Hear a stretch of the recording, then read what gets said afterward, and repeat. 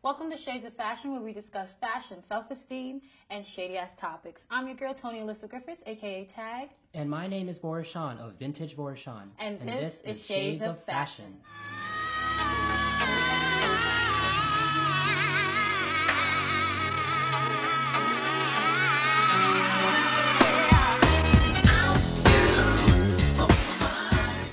Speaking of vintage. And bitches. So today, guys, we have a special guest. This is Willow. She's going to be joining us on our shady-ass adventures. And so today, we will go down a trip. If you are familiar with the fashion industry, then you are kind of aware. If you are a makeup artist, hairstylist, stylist, designer, director, you already know the industry is very, very shady. Mm-hmm. And so that's our topic today. Shady exposures. I am going to be sharing a story, which I can't share because I found out that this was a scam. Yes, guys, I said that correctly. A scam. Ooh. All right, guys. So, here we go. I'm just going to jump right in. Yes, here we go. So, let me tell you about this. So, they reached out to me on Instagram. Yeah. It was a company, and I'm going to say the brand name because, like I said, it's a scam. Don't say their name. All right, go ahead. You guys can Google it. Like, I'm serious. Like, Google it later. See what you find. See what comes up. When I Googled it, this is what I saw. I'll insert. But yes. So, they came to me. They reached out to me. The brand was called Pamper Me Cosmetics.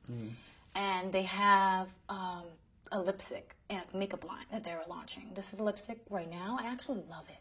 It's fucking sad. It's not bad. I am wearing it right now. It's actually pretty amazing. It's not... it's a nice matte color. It's a really pretty color. You know what? Okay. Isn't it amazing? Go ahead. But anyway, yeah. So they reached out to me, and I was like, okay, I would like more information. So they sent me an email. I gave them my email, and they sent me an email back. And the email was like an endorsement contract. And within the contract, I didn't sign the contract, so I can't talk about it.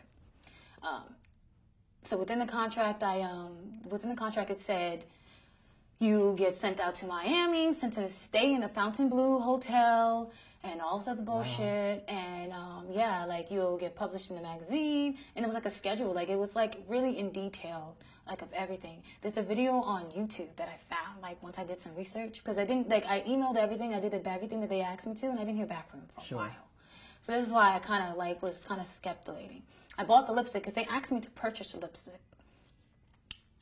They asked me money? Yes, with my own money. Yeah. So they asked me to purchase the lipstick with my own money. Exactly. They asked me to purchase the lipstick with my own money and take a picture, like a well-lit picture of it on Instagram. Yeah.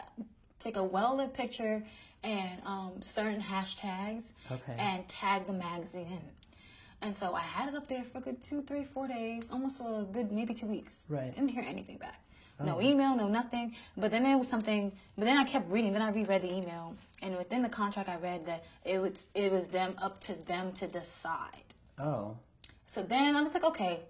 So then I really started doing like full on research. Detective work. Yeah, like full on detective work. But this was sent to me. So this pink envelope and the lipstick and everything. This was all sent to me though. Within an address. Yeah, this was all sent to me and everything with an address. This Pamper Me Cosmetics.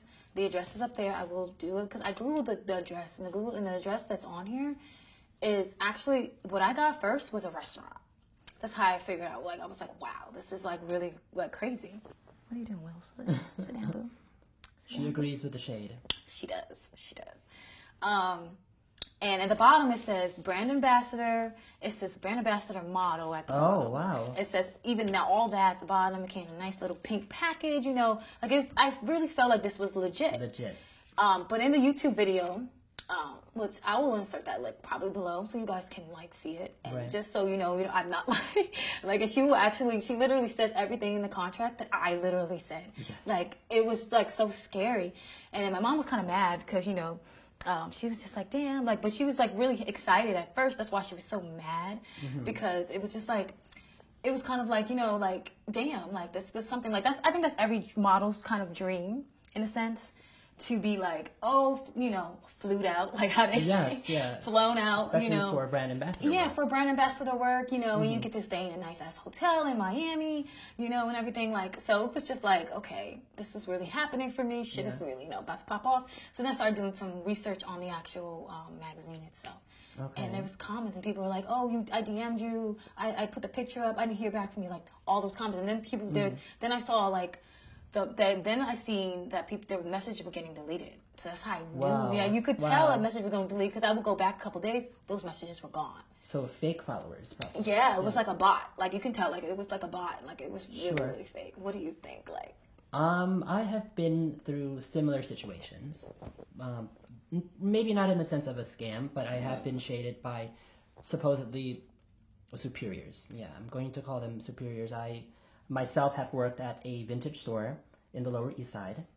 I won't mention the name, but it was a vintage store where it was basically a one-man employment kind of day where I would have to make sales. It would take me an hour to set up outside, carry 20 to 40 pounds by myself without a lock from the inside of the store. So when you would have to go use the bathroom... No way. I'm not even kidding. You've actually been to that store. You know what? Yeah. Yeah, you took me by it. I did see it. So, you know, can you imagine going to the bathroom and having to prop the door closed with, like, a rack? That's ridiculous. So that's one thing that really pissed me off. The second thing was we had a microwave in the bathroom. Well, that's unsanitary. It's not sanitary at all. You should have seen the conditions of the store. And we got paid under minimum wage per hour. I'm still stuck on the microwave in the fucking bathroom, you guys. Like, what? Wait till you find out what's going on around the microwave. There was garbage around the floors of the microwave, clothing that we had to sell. How did you stay employed there for so long? Okay. You love vintage, I know that, but that's exactly what it was. And I learned a lot what not to do in the business. And I'm sure you learned a lot from your shady experience, too, with this scam. I learned that Instagram... Like, you have to do your research. That's what I learned. Do your research, guys. Like, and don't get scammed. And don't... I did get scammed. I got scammed out of, like, I literally basically promoted their fucking brand. And they took my money. Well... I mean, it was like $13, but still. Yes, but still, it's the ethics. And now you are exposing them. Mm-hmm. But let me go back to my point, you know, because this lady, we know that she's a lady. We basically had to create our own breaks. We would bring the food and eat during customer hours, and you would barely have time to eat. Oh, wow. And from 11 a.m. to 8 p.m. Mm-hmm. So that's not legal for an 8-hour day shift with no breaks. It was like no full break, yeah. That's no breaks, legal. No locks. The lights would always go off during the middle of so she wasn't paying electricity on time. Yes. Got paid about $9 to $8 per hour. No commission. Very not supportive of my own work. High turnover rate? Yes. Wow. Everyone got fired for no reason, and eventually went to a retail action project organization where they support causes like this. Mm-hmm. I went to them and I reported them anonymously. I took pictures of the conditions of the bathroom. I took pictures of scars that I had from things falling on top of me.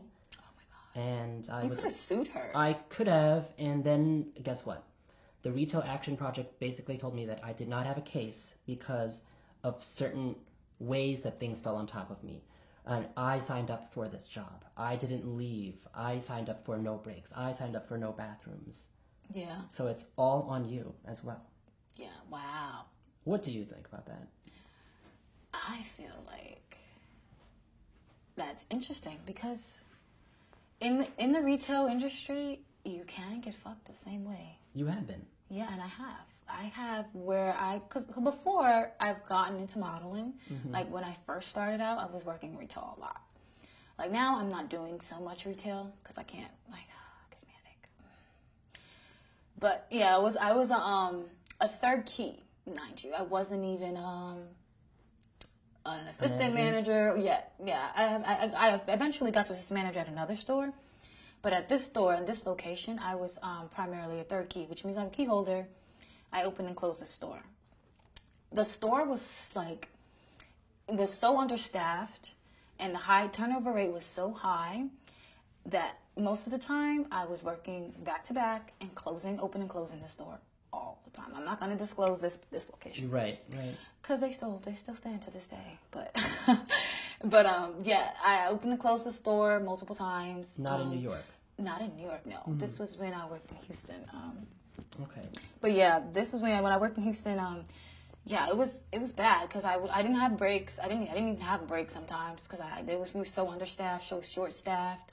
And mind you, I did. Well, I can't even say what I did because I would disclose like too much of the store itself. Are you sure about that? Yeah. Okay. I feel like it would. Yes. But yeah, there's other things that I had to mind besides tending to the customers. Mm-hmm. Like I was doing other things besides that, so it was like so difficult. Like sometimes I found it so difficult, and we were getting increments to supposedly get breaks, or we would have our hours shortened so we wouldn't be able to get breaks. Oh wow, that's it was so like because we were so short staffed because the turnover rate was so high, because I feel like the amount of shit that they wanted you to do wasn't enough pay. Like they wanted you to do so much, and I stayed. At the time, I needed it. Like I was paying for my own shit, Same thing. So I really didn't have like a choice to be like, okay, fuck this, I'm done. Yeah. I had like bills to pay. Like it was just not like in my book to like quit like that. So speaking of all these stories, I'm sure that you guys have had similar situations, and we want you guys to sound off on this. Yes. So sound off in the comments, guys. Sound off. Let us know how a shady moment. Like what other shady moments can we talk about? Talk about what other shady topics can we talk about? What other shady things that interest you within the industry? Makeup artists, hairstylists, designers. And feel free to chime in Yes. about your own experiences as well. Exactly. Right. Comment. Thank you for watching. Thank you for watching, guys. Stay tagged in. And stay tuned.